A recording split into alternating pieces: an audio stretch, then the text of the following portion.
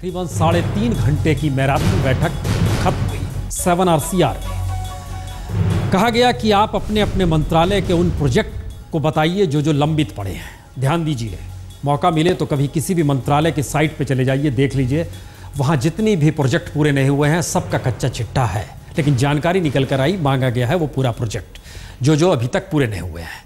आर्थिक सचिवों से मुलाकात कब होगी? इन सब के बाद कहीं ना कहीं रास्ता इस देश में माना यही जा रहा है कि अच्छे दिन का अब निकलेगा। इंतजार देश बेसब्री से कर रहा है, लेकिन आज हमें कहना पड़ रहा है कि किन्हें नाज है हिंद पर, और जिन्हें नाज है हिंद पर वो हैं कहाँ। आइए, ये बात किस लिए?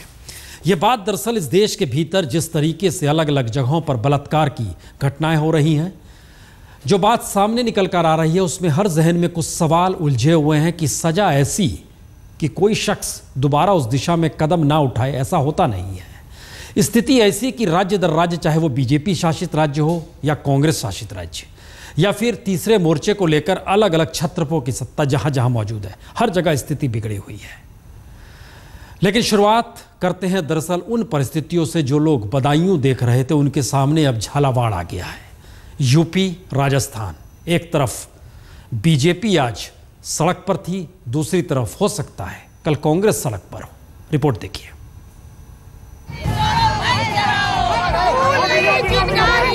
भारत की नारी है।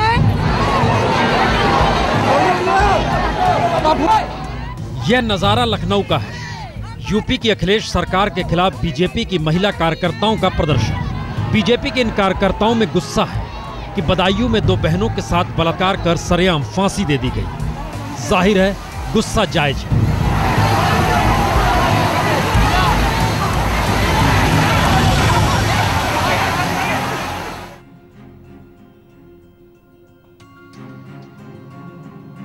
लेकिन गुस्सा अभी तक यहां नहीं पहुंचा है। यह तस्वीर लखनऊ से 1000 किलोमीटर दूर झालावाड़ की है, जहां दरिंदगी की शिकार 2 बच्चियों की सुध लेने वाला कोई नहीं। तो यहां कल से हंगामा शुरू हो सकता है। यह कयास हम और आप दोनों लगा सकते हैं, लेकिन वह बीजेपी का हंगामा नहीं होगा, यहां कांग्रेस का होगा, क्योंकि राज्य में बीजेपी की सरकार है और सीएम वसुंधरा राजे सिंधिया है। अब जरा इन दोनों तस्वीरों को एक साथ देखकर सोचिए कि आपको गुस्सा किस सच पर ज्यादा आ रहा है। बदायूं में पेड़ से लटकाकर सरेआम हत्या का नजारा समूचे देश ने देखा, और फिर पता चला कि दोनों बहनों से सामूहिक बलात्कार किया गया। उसके बाद हत्या का खुला नजारा। वहीं राजस्थान के झालावाड़ में 15 बरस की मासूम को 3 लड़कों ने अपनी ताकत दिखाकर उठा लिया, जंगल ले जाकर बलात्कार किया और उसके बाद गला दबाकर हत्या कर दी। दोनों ही घटनाओं के बाद पुलिस प्रशासन ने कोई पहल नहीं की। बदायूं में भी दोनों बहनों के माँ बाप की पुलिस ने नहीं सुनी और हंसी ठट्टा ही किया, और झालावाड़ में भी लड़की के परिजन जब थाने गए तो उन्हें वहां से भगा दिया गया।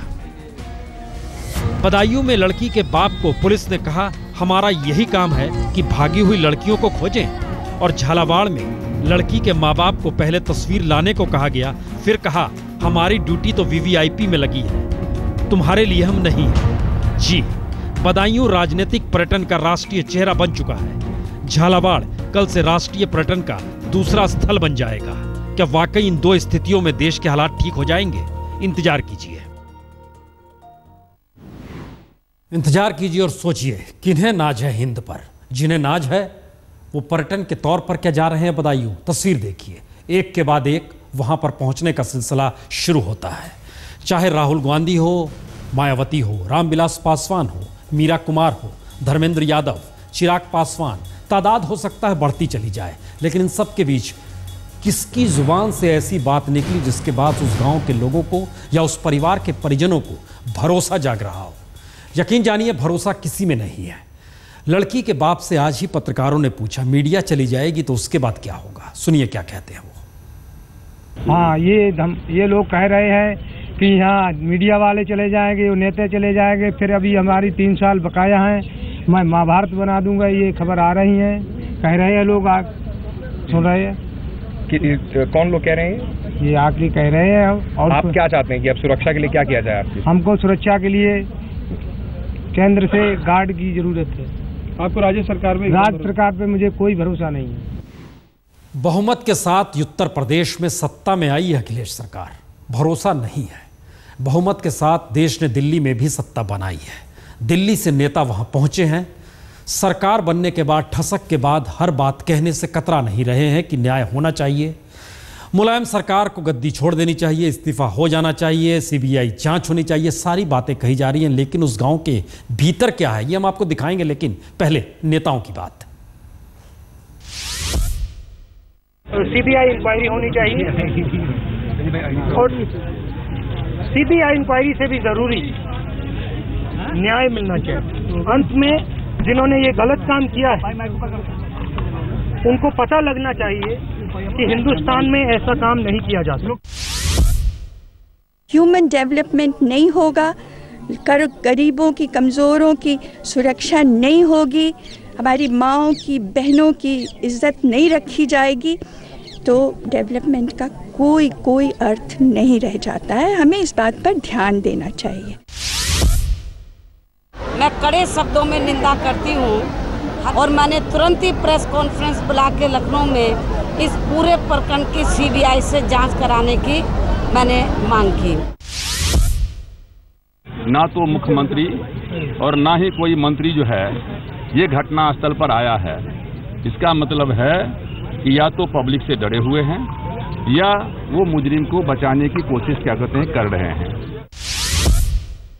Mulayam Singh Yadav ji few months back or few weeks back he gave a statement कि लड़कों से इस तरह की घटनाएं गलतियां हो जाती हैं। लड़कों से इस तरह की घटनाओं को जो बढ़ावा मिल रहा है, क्या उनकी इस स्टेटमेंट का भी कहीं ना कहीं उसमें भी जिम्मेदारी है?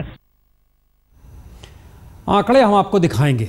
कोई भी राज्य हो, वहां पर बलात्कार की तादाद किसी दूसरे राज्य से कम नहीं है।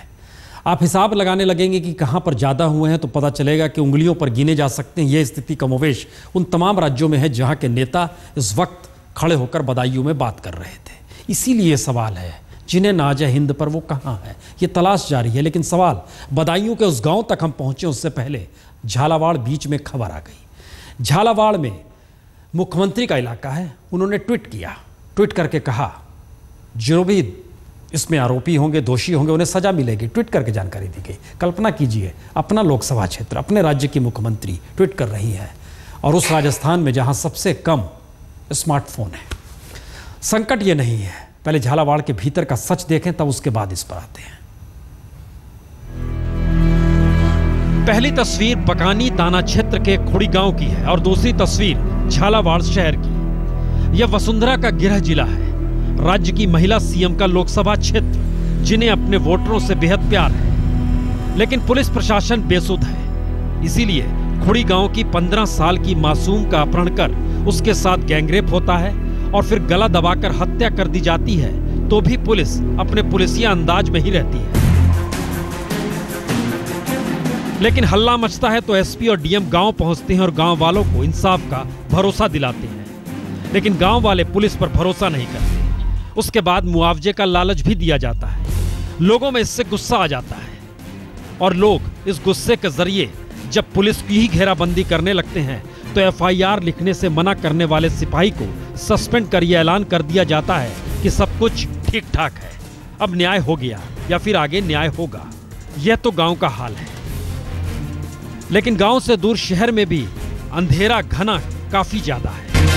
रेप का दूसरा वाकया हुआ है झालावाड़ शहर में। छत पर सो रही 5 साल की बच्ची के साथ पड़ोस का ही एक लड़का बलात्कार करता है। पुलिस यहां भी खामोश रहती है। कोई डर, कोई खौफ दरिंदों के दिल में हो, इसको लेकर कोई पुलिस किसी तरीके की पहल नहीं करती। उल्टे घर वालों से सबूत मांगती है। कैसे मान ले बलात्कार हुआ है? क्या कीजिएगा, 5 बरस की बच्ची जिंदगी और मौत के बीच अस्पताल में भर्ती है। यहां भी राजनीतिक हंगामे का इंतजार हर किसी को है। झालावाड़ से संजय शर्मा के साथ शरद कुमार, जयपुर, आज तक। जाहिर है झालावाड़ को लेकर अब कांग्रेस कहीं ना कहीं वहां दस्तक देगी। इंतजार कीजिए, दस्तक जरूर देगी। लेकिन इन सब के बीच अगर सामाजिक संगठन ना होते तो यह मामला भी रफा दफा करने की पूरी तैयारी थी। आप सोच सकते हैं राज्य की क्या भूमिका होती है, मुख्यमंत्री का इलाका है, क्या सोच रही होंगी, ट्वीट से काम चल गया क्या? लेकिन वहां की सामाजिक कार्यकर्ता सामने आई। उन्होंने इस पूरे मुद्दे को हाथ में लिया, उठाया। वहाँ पे एसएचओ इसलिए नहीं था क्योंकि जो member of parliament Dushyant Singh, जो चीफ मिनिस्टर वसुंधरा राजे के बेटे हैं, वो वहाँ पहुँचे हुए थे झालावाड़ में, उनकी वीआईपी ड्यूटी में जो हरि प्रसाद बकानी थाने का एसएचओ है वो लगा हुआ था। So this is so serious, क्योंकि इससे क्लियर हो गया है कि राजस्थान पुलिस के लिए एक मिसिंग लड़की की रिपोर्ट हो सकता है जिसका जीवन ही संकट में, जैसे इसमें तो खो दिया, उससे ज़्यादा इम्पॉर्टेंट है VIP duty of the member of parliament. मुश्किल इतनी भर नहीं है। जिन इलाकों में ये सब कुछ होता है, आप कह सकते हैं बेहद पिछड़े इलाके हैं, वहां पर स्थिति इतनी है कि न्यूनतम की लड़ाई लड़ना भी मुश्किल है।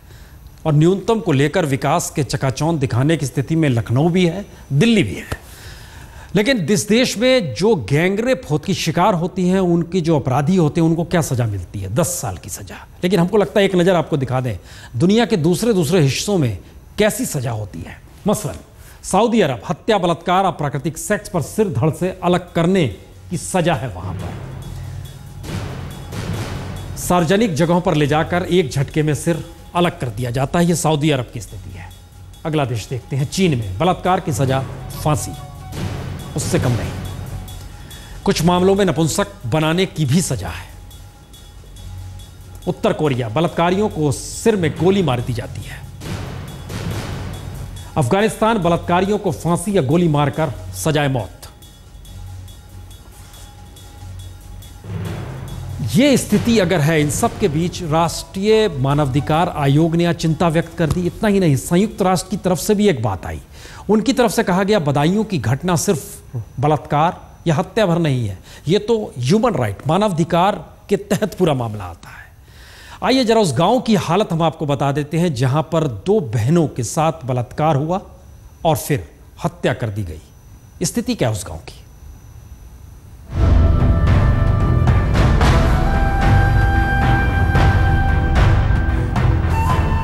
बदायूं जिले के कटरा सादतगंज नाम के इस गांव तक पहुंचना भी आसान नहीं। सड़कों की हालत खस्ता है, बिजली कभी आती नहीं और शौचालय की सुविधा चंद घरों में ही सिमटी है। ऐसे में संयुक्त राष्ट्र ने भी गांव की घटना को मानवाधिकार से जोड़कर रेप और बलात्कार से आगे सभ्य समाज होने का सपना भारत को दिखाया है। जी, सभ्य समाज। लेकिन गांव का सच कितना खौफनाक है, इसे संयुक्त राष्ट्र भी कैसे समझ सकता है? क्योंकि बुधवार की शाम चचेरी बहनें शौच के लिए पास के खेत में गई थी, लेकिन उसके बाद कभी नहीं लौटी। अगली सुबह पेड़ से उन दोनों के शव लटके हुए जरूर मिले। लेकिन खौफनाक सच इतना भर नहीं है। परिवार वाले जब थाने पहुंचे तो पुलिस वाले उन पर हंसे। पुलिस वालों ने जाति पूछी, जाति की जानकारी मिली तो फिर गालियां भी दी और हंसी ठट्ठा भी किया। और यह भी कहा कि उन्होंने भी सुना है कि कुछ लड़कों के साथ उनकी लड़की गई थी। थाने में तमाम लोग जो भी मौजूद थे हंस रहे थे और कह रहे थे घर लौट जाओ, 2 घंटे में लड़कियां आ जाएंगी। माँ बाप क्या करते, वापस घर लौट आए इंतजार में। लेकिन अगली सुबह पेड़ से लटकी लाश ही मिली। दरअसल गांव में किसी भी लड़की को सपने देखने का हक नहीं कि वह पढ़ लिख कर अपने पैरों पर खड़ी हो सकती है। किसी भी पिछड़ी जाति को हक नहीं कि वो वोट देने वाली मशीन से आगे होने की सोच ले। गांव की पंचायत को हक नहीं कि विकास के किसी पैसे को लेकर वो अपने नुमाइंदों से पूछ सके कि कहां गई विकास निधि। सारे सपने सूरज के उजाले तले घर की 4 दीवारी के भीतर पलते जरूर हैं, लेकिन शाम ढलने के बाद खेत में शौच जाने से पहले मर जाते हैं। ये खौफ है जिसे ना दिल्ली समझ सकती है, ना लखनऊ और ना ही संयुक्त राष्ट्र। गांव का सच इतना खौफनाक है।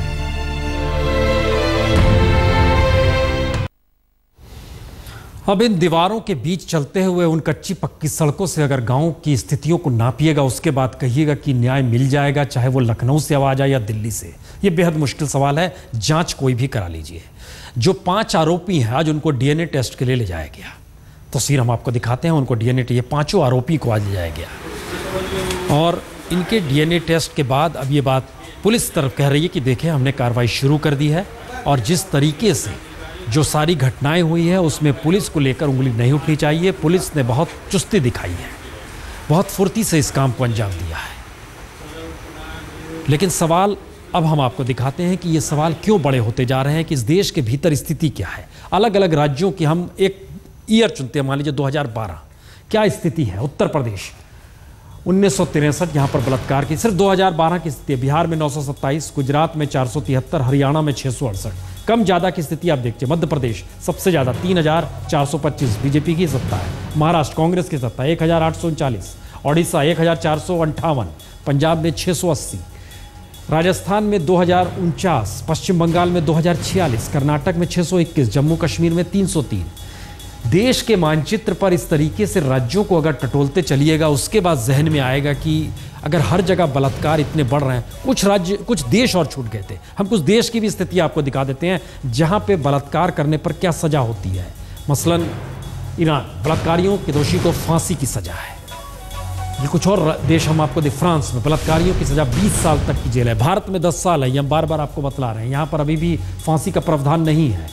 बलात्कार और हत्या की सजा 30 साल तक जेल। फ्रांस में फांसी की व्यवस्था नहीं है, लेकिन 20 से 30 साल। इजराइल में बलात्कारियों के दोषी को 16 साल तक जेल। ये सारी परिस्थिति बतलाती है कि कहीं ना कहीं भारत में बलात्कार के दोषी को 7 बरस जेल से लेकर उम्र कैद तक की सजा है, और सामूहिक बलात्कार के मामले में जो गैंगरेप हुआ है उसमें 10 बरस की उम्र कैद तक की सजा की व्यवस्था है। बलात्कार और हत्या के जघन्य मामले में 20 साल से लेकर ताउम्र जेल में रहने, जेल या फांसी की बात जो पिछले दिनों जब हुआ था जिक्र, उसमें यह बात जोड़ी गई है।